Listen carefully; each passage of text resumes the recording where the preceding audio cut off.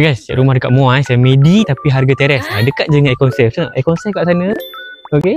Ni rumahnya. Sekolah agama pun dekat, sekolah rendah pun dekat kat sini. So, rumah ni dia lebar dia lebar dan dia tak berapa panjang. Bukaan dia 36 kali 33 tau.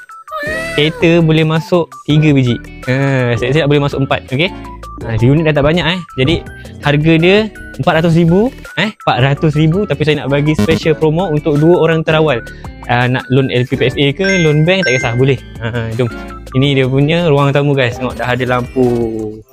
Cantik tak cantik? Nampak? Okay guys, ini dia punya master bedroom. Jom tengok master bedroom dia. Toilet. Nah ini. Ini bilik master bedroom. Okay guys, jom. Ini dia punya dapur. Dapur dia memang sangat luas. Akak-akak, makcik-makcik mesti suka kan dapur macam ni. Okey, boleh makan kat situ. Dapur masak-masak kat sini.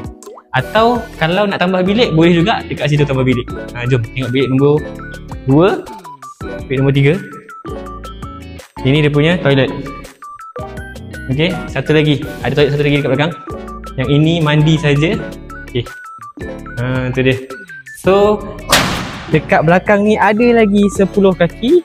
Nampak kita dah tambah kalau korang tengok tanah tu yang sebelah dengan yang sini tinggi. So jangan risau tak banjir. Rumah ni tinggal lagi beberapa unit.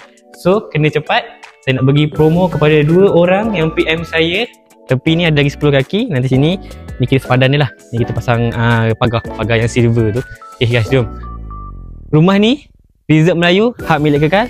So kepada orang-orang Melayu, cikgu, polis, pegawai-pegawai, kerja majlis dekat Muar, boleh PM saya sebab unit tak banyak. Saya nak bagi special promo kepada 2 klien yang PM saya, okey. Siapa cepat dia dapat, dah tak banyak dah. Okey guys, ingat property, ingat Nabil Roslin. Tengok rumah ni.